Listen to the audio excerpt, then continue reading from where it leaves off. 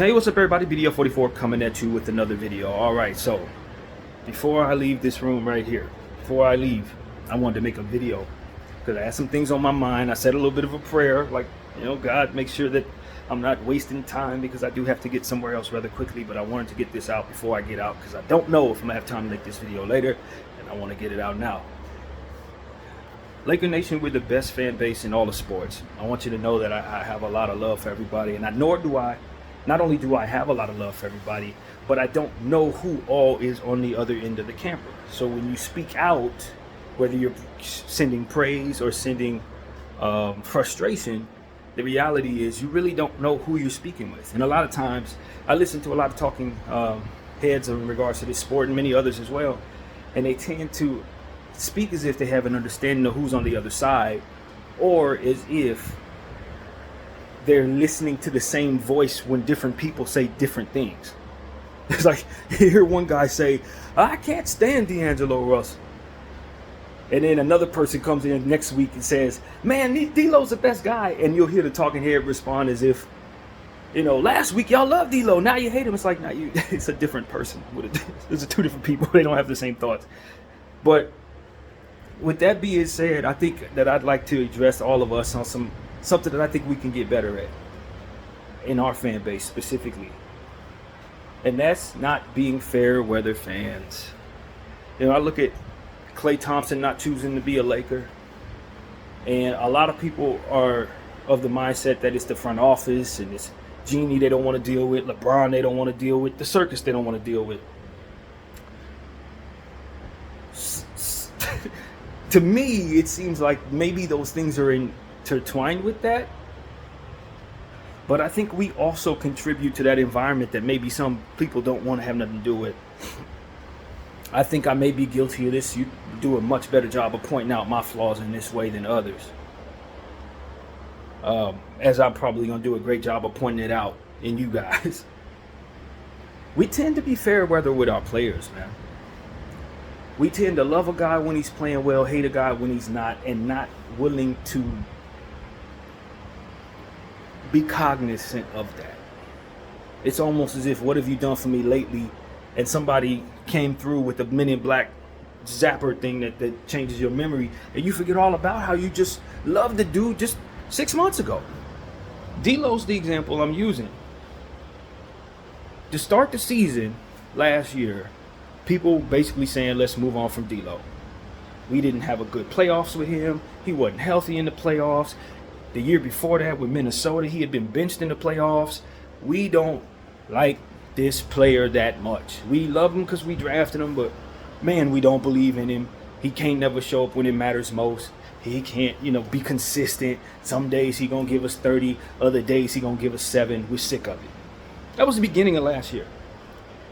He came in, had a poor start to the season, and people were really ready to get rid of him. Oh my God, D'Lo's horrible. Midway through January, oh, we can't stand this dude, get him out of here. Blah, blah, blah. Negative thoughts. Pretty much across the board. Just about 70% of everybody I was listening to was saying, yo, we're going to move this dude at the deadline. As soon as those rumors started, he started playing well. And then he was the best thing ever. Oh, D'Lo, we can't. Yo, I changed my mind on D'Lo. I'm listening to talking heads. Yo, I believe in D'Lo now, man. I'm on the board now. I'm on board now. This is our guy. We drafted him. We love him. He's playing so well. We don't even need DeJounte Murray that bad. We hold on to D'Lo, man. I hope he resigns. Some people were like, yo, let's not only make sure he opts in, but give him a new deal. He's the guy that we want to hold on to because we know he's exciting. He's such an exciting player. He shoots so many threes. He hits threes. Oh, he's exciting. It's so fun to watch D'Lo. Playoff start. He doesn't play that great against the Denver Nuggets, of whom he never plays well against. They have a system that works against him all throughout the time that they've had this thing to go on. He never plays well against the Denver Nuggets, and we just so happen to land on the Denver Nuggets in the playoffs. He has like 1 or 2 games in that series of 5, but 3 of them were bad.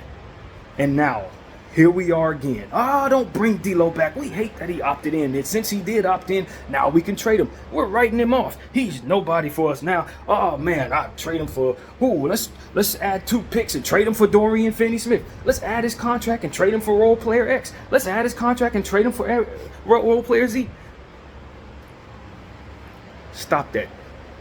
Stop that. Please stop that.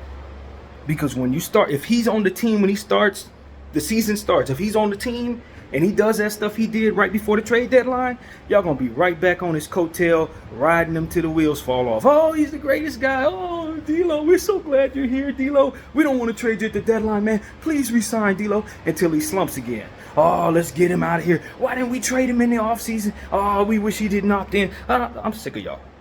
Truly. When it comes to that specific player, I'm tired of y'all. I am. So I know he's tired of you. Stop doing that with him specifically, because he is an inconsistent player and you're not learning anything new about the player. You know he's going to shoot well in certain pockets of the season. You know he can go for 44 and hit 8 threes. You also know when it comes down to the playoffs, he's not going to play well.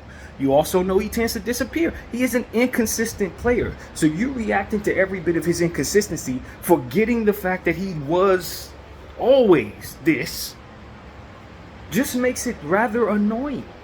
To be completely honest with you, it's annoying, yo. He's not very easy to root for because he's inconsistent. But us reacting to his every move in this way is just as inconsistent, because it's almost like we forget what we've already learned. You didn't learn anything new about D'Angelo Russell at the trade deadline that you didn't already know in the offseason last year. You didn't learn anything new about him when you acquired him. When you acquired him from the Minnesota Timberwolves that you didn't already know from when you drafted him. We know this player. So for people to just go on such highs and such lows with this guy drives me insane, because I'm like, I don't particularly love inconsistent players. So when they're high, I treat them like a stock. It's time to move on. I told y'all at the trade deadline, when he was playing absolutely well, saving his job, that it's a great time to trade him because his value is up. It's up. This is when you trade. You don't trade your stock on red when it's low. You trade your stock on high and capture the funds. That's how you do it. With basketball players too. Everybody wants to trade something when it ain't got no value. Don't be like that, because you're not a team who can afford to be like that. So that's what I would say to the front office. Stop waiting for D'Lo to play poorly to want him gone. When he's on his next high, that's when you want to move him. With that being said, his value's low because he did have a bad playoff. So you should want to start the season with this player and let him go on another one of them nice rampage, good starts to the season or whatever he's capable of doing. When he's at his best somewhere midway through the season, that's when you start fielding calls for him. That's when you move him. Not in the offseason when everybody's down on him. So it's like, am I mad the Lakers haven't made a trade in the offseason? No, because the stuff we're trading away is in the red. Jalen Hood-Schifino's in the red. D'Lo Russell's in the red. Which means I'm going to have to trade away my high-value, very few second-round picks attached to him just to get some simple role player like Cam Johnson or Dorian Finney-Smith. I'm not going to do that because I can't afford to do that based on what's already been done. So what is in my best interest as a Laker fan, or if I was a GM, is to ignore all of you fair weather fans who love me when I make a big trade to acquire D'Lo and hate me when I ain't trading him away when he's playing poorly, when you know damn well how inconsistent he can be. If I'm Rob Pelinka, I'm ignoring every last one of y'all telling me we need to make a move. I ain't making nothing. I'm going to make all of you start the season with that same player that you were so high on right before the trade deadline that you told me I couldn't trade him. I'm going to make y'all start the season with this guy. I'm going to watch him go on another one of those roller coasters, and when he goes up to his highest peak, I'm going to trade him like a thief in the night. That's what I'm going to do, and I'm going to capture the peak value for that player. I ain't trading Jalen Hood-Schifino with a back injury and a bad start to his career when I drafted him the 17th overall, just for all of you clowns to be mad at me for doing so when I send him to the Wizards and he's the starting point guard there 2 years from now, averaging 15 points a game. I'm not doing that. Not when I drafted him high. Yeah, he had a bad rookie season. You know how many people had bad rookie seasons and it turned out to be good players? I'm not trading away my pick, my 17th overall pick from last year, at dirt cheap value, because all of you clowns are on a roller coaster that you don't even know the last loop you were on. You can't even remember the last loop. I'm not doing that. The reality is, if you're selling everything low, you're always going to be broke, friends. You're going to always be broke. The likelihood that things get worse in regards to players is not as high as the likelihood that they will have a peak beyond the level you're at right now. Jalen Hood-Schifino is going to play better ball than what we've seen him play, because we ain't seen him play. So whatever the hell he do from here is going to raise his value, because he ain't never done anything at all.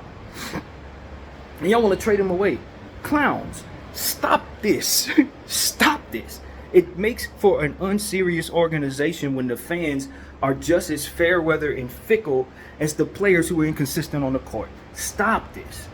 All of y'all love D'Angelo Russell. Right before the trade deadline, y'all should remember everything that he did in the good moments of that time right now, because this is when it's most important that you don't forget that. Because when he does it again for another team, and you will have traded him away for Dorian Finney-Smith, who when you get him here, you're going to realize he ain't that, and then going to want to trade him away until he plays better, and then he's going to be somebody you love until he plays worse, and then you're going to want him gone. If I'm a basketball player, I don't want to have nothing to do with y'all. Because when it really comes down to it, I can go to Milwaukee and not have that problem, or I can go to Indiana and not have that problem, because the fans aren't as fickle. They're not as fair weather. They're going to root me on. Minnesota fans, they're going to root me on even when I'm not playing well. They're going to support me throughout because they're not spoiled like that. You're making this place, for those of you who are like this, you're making this place somewhere players do not want to play. That Russell Westbrook stuff, y'all couldn't wait to get Russell here when he was with the Wizards. Oh, we love you, Russell. Oh, my God. We traded away a pick, 3 NBA champions. Who cares? Because we got Russell Westbrook. Come on down, Brody. We can't wait to see you. He comes in, struggles, and y'all call him all of the worst stuff, boo him off the court. You think you improved his play by doing that when you went to the Staples Center and booed this man, called him Westbrook and all that? You think that encouraged him to be better? No. He continued to spiral because of it. You made this place hard for this man, and the media didn't help. If the front office is going to move in a way that doesn't react well to our pressure, and if the media is going to rile us up to be more of what it is I just described, we got to independently not be like that so people will actually want to play for us. Because if you always rooting for somebody when they're playing at their best, they start receiving all that love only for that love to go away when they struggle. You think people want to miss shots? You think guys want to struggle? You send them spiraling when you're like that. And when it comes to coaches, I'm the worst. I'm the worst because I ain't encouraging no coaches when they're not playing well. I'm sure if Darvin Ham listened to me every night, I didn't contribute to his positivity of his mindset. I know that. I'm one of y'all, but when it comes to this, I know better at this point. I see better. And when people start picking and choosing, going everywhere but LA, everybody has an opportunity to go LA and they choosing everywhere else. We can blame LeBron James. We can blame the media. We can blame the front office. But if you don't think you contribute to that, then you're fooling yourself. Because half these players are watching how you treat D'Angelo Russell. They're watching how you treated Russell Westbrook. They're watching how you treated these coaches. And they're saying, nah, I ain't dealing with them. Because you're never going to please them unless you're playing perfect. They ain't going to be happy unless you come in and be 28, 24, or 8. They ain't going to be pleased with you unless you're Magic Johnson. You got to be great, stay great, and never, ever blemish. Or else they're not going to want to have anything to do with you. Until you show, through all of their boos, that you're excellent again. And then they're all on your backside, riding you till the wheels fall off. It's fair weather, fickle nonsense. And I'm sure these players are tired of it. If I'm D-Lo, I don't want to deal with y'all. Y'all only love me when I'm up. And you treat me like trash when I'm down. Stop doing this, Laker Nation.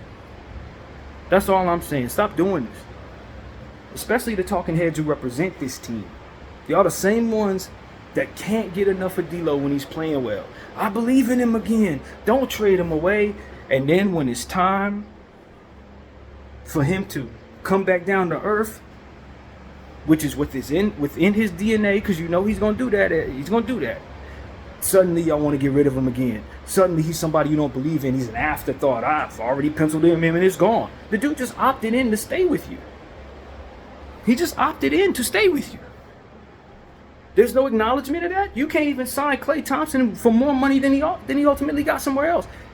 And you're gonna shun somebody who stayed? You're gonna shun some people who chose you? Granted, he may have chosen the money, but the man's wealthy. He could have signed with somebody else. And it's like, this is how you repay the people that choose Laker Nation. By shipping them out and shipping them to wherever for role players that are not even better than them. Not even better than him. Dorian Finney-Smith ain't better than D'Angelo Russell. Colin Sexton ain't better than D'Angelo Russell. They're not better than these people. They're not better than him. Some of the guys at Cam Johnson, he's not better than D'Lo. Just not. They may have different strengths that maybe D'Lo doesn't have, but overall, he's a higher rated player than all them dudes. He just is. So you want to throw him in and picks and somebody else and 17th overall pick that you ain't even seen what he can do yet, just to get a role player to satisfy your temporary need, just so you can treat that same role player even worse because he ain't gonna live up to the level that y'all would accept either. It's just like, man, stop being annoying. Seriously, stop being fair weather, stop being annoying. Ain't nobody gonna want to come play for y'all if we keep being this way. Period. That's really it, man. It's time to start calling out those of us, including myself, who are so damn fickle and fair weather, who contribute to this place being somewhere that average basketball player probably ain't gonna want to play. BDL 44. I thank y'all for watching.